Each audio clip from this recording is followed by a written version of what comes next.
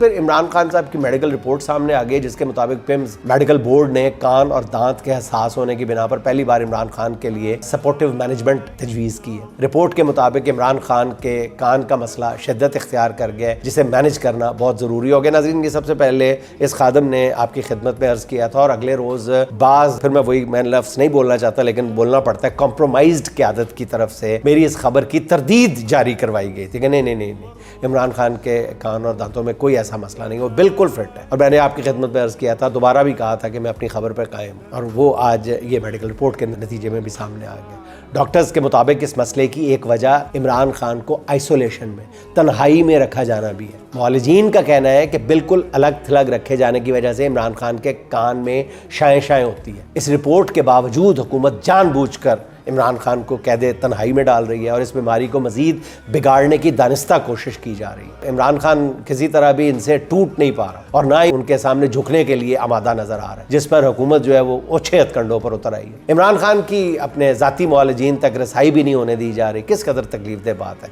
कि कौम को 3 कैंसर अस्पताल देने वाला जेल में कान की तकलीफ के साथ पड़ा है और उसे देखने वाला कोई डॉक्टर नहीं है।